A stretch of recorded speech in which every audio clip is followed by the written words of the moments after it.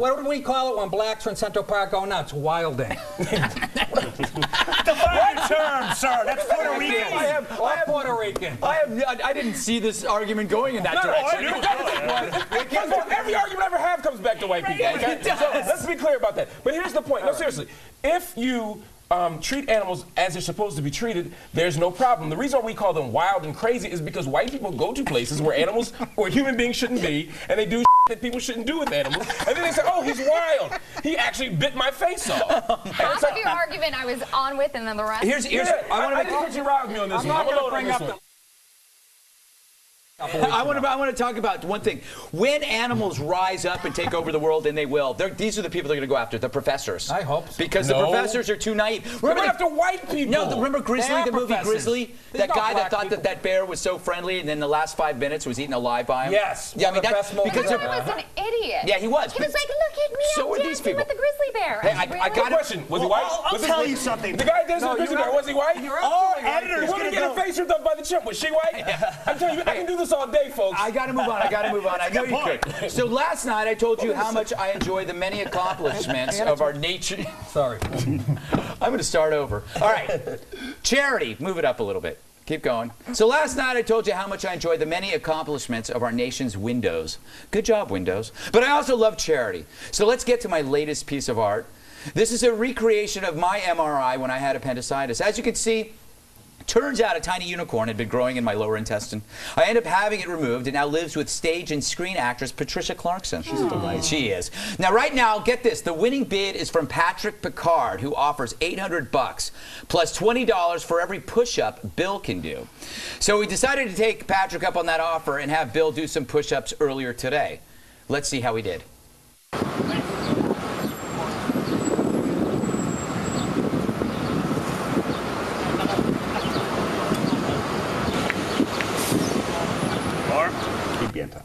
Well, so you've done, he's done 100, but Bill, you kept going. Yeah, of course so, I did. 100. My mom can do 100. Yeah, your mom can do 100. I've seen her do it. Yeah, she used to be in those competitions before she joined the Navy.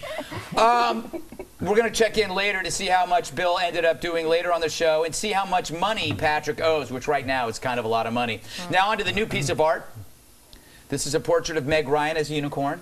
It's based on a dream I had of Meg Ryan as a unicorn, very realistic. Made sense at the time. Yeah. So now the rest of you have till next Friday to make a bid, and you can email your offer to red@foxnews.com to be considered. And as you know, all the money this week goes to TAPS, a nonprofit group that provides grief counseling and support programs to families of fallen soldiers. You can go to taps.org to learn more. And let's not forget the real message. It's not about charity. It's about me. For I am super awesome. And frankly, it irks me that I have to do all this charity to prove it. It takes up a lot of time. All right, coming up. Why are ugly people so depressing? We discuss Diana Falzone's new book, Keep Your Distance, Homely Losers. But first, what the hell is this guy doing? I don't know, but I'm meeting him for drinks later to find out. And boy, am I going to give him a piece of my mind. So as you know, tonight's auction winner offered to pay $20 extra for every push-up Bill has done. Let's check in and see where he's at.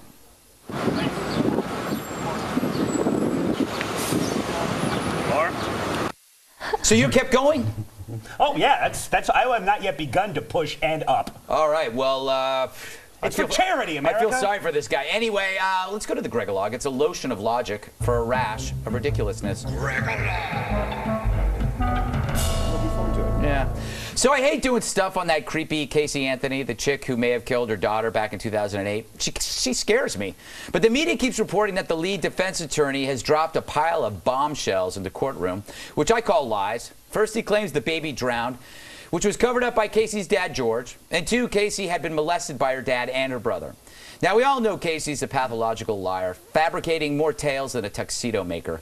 So naturally, facing the death penalty, she turns on the people who went through hell protecting her. Her parents. Her poor dad, George, practically offed himself after enduring the crap his evil offspring put him through. Now, after all that, she's accusing him of pedophilia, all to save her own skin. So why am I bringing this up? to reveal one simple truth, that unconditional love is a farce. It's a sham created by rotten people to force their decent family members to accept their rotten behavior no matter what. Wives are supposed to stick by murderous husbands, and parents must support their mass murdering kids. All of this is based on the idea that somehow blood is thicker than water. It's not when your kin is evil. It's time for the Anthony parents to look at their daughter for what she is, a monster who deserves the ultimate punishment. And finally, Casey's lawyers and their experts should face some sort of hell for employing this kind of defense. I would suggest prison, but I wouldn't want to inflict that kind of torture on the other inmates. And if you disagree with me, you, sir, are worse than Hitler.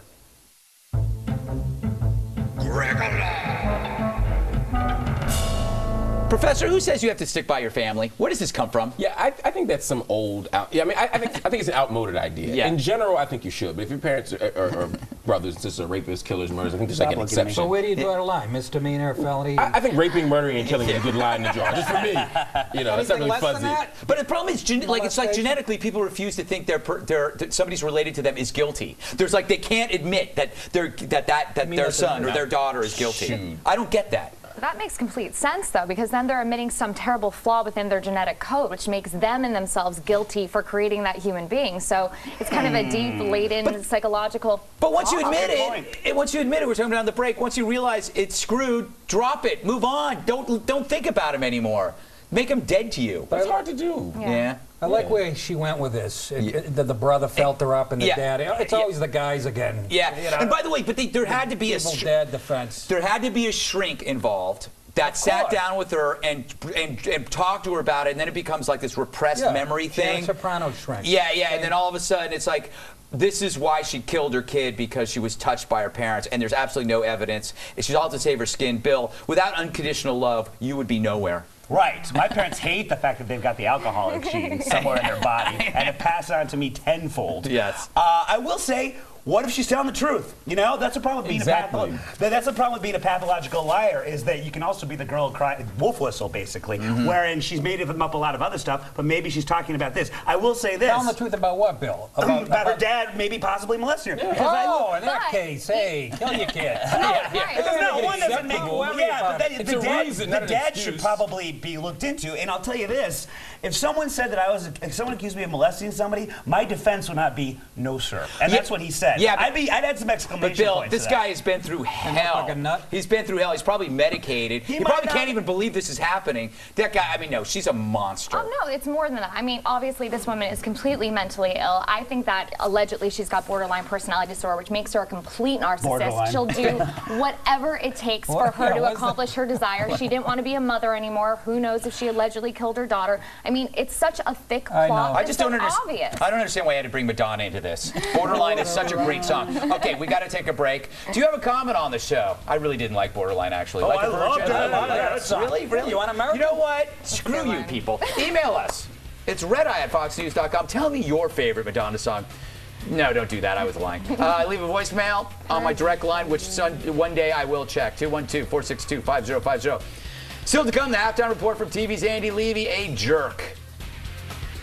Tonight's halftime report is sponsored by Robot Sumo, that hot new sport where remote-controlled or autonomous robots attempt to push each other out of a circular arena. Thanks, Robot Sumo.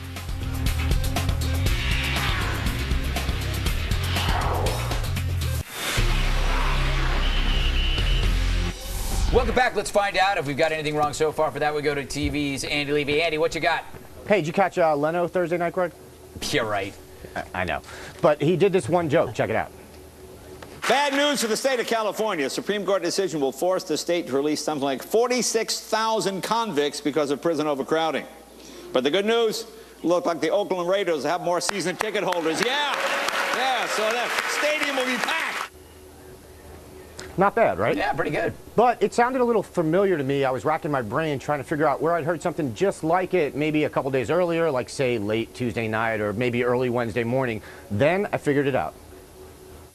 Supreme Court orders tens of thousands of California prisoners released.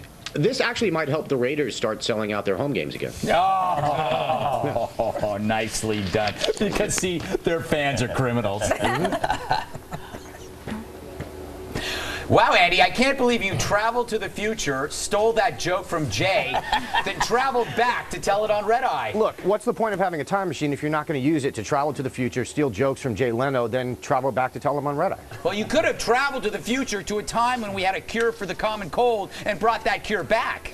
Nah, I'd rather steal jokes from Jay. No, that's your prerogative, Andy. Yeah. I support you. Yeah. I'm actually now getting word that Carlos Mencia actually came up with this joke next Tuesday. Oh, really? Yeah. So. By the way, I'm not saying Jay Leno stole the joke. Yeah. I'm just saying I want money. Yeah. Well, That's simple.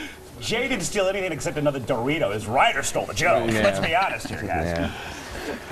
Doritos, Jay leads them. Principal spanks kids on their birthday. Professor, you said you don't see the problem with this, but if you as a parent don't want your kid to be spanked by the principal, that's cool. The problem is the parents didn't even know this was going on in a lot of cases. Well, you don't tell your parents everything that happens in school. You don't talk about everything that happens at recess. You don't mention the math lesson. You don't mention that the principal put out a hockey stick, put styrofoam on it, and whacked you 10 times. I understand that you tell your students not to tell their parents what happens with you, Of but course. this is not cool with elementary school kids. Yeah, that is where you draw the line. Yeah. Yeah. Fair enough.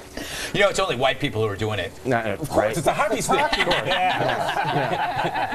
Well, and also, Nick, you asked if this principal was raised by Bernie Perrant. Professor Hill, Bernie Perrant was a hockey player. I only know that because he's from Philly. Yeah. I didn't know who that was. Guy. And I did that. I swear to God, I referenced a Philly. Yeah. I appreciate Knowing that. he was a black guy, probably wouldn't know hockey, so I mentioned Perrant. I happen to be a season ticket holder to the Philadelphia Flyers. You're Well, racist. you know, I love it. I love it. You stereotype somebody on national TV. But you got your own section you buy yourself. Yeah, Nick, that's the first time you've ever stereotyped someone on national TV. You know what? We should start doing more of it. It saves time. Pick up the pace. Look at our president, please. Diana, you said you don't want a kid to go to the S&M club while he's supposed to be in school, but after school, perfectly fine with you? Yeah, as long as he lets me know and I'm invited and I can supervise, sure, why not? I like the way My you grandmother roll. did that with me. I'm totally fine. Yep. Whips and chains, whips and chains. Nick, you said the only person complaining about this was some gay guy. Yes.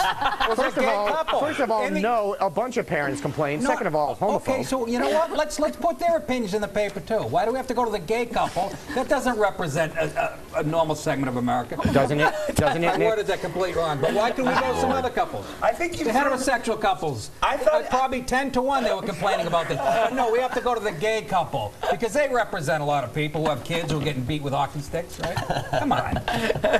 You are just all kinds of awful. You definitely did not told do to the play no this hate up. campaign. He's like hate, the most overused word in the dictionary. Stuff. Yeah.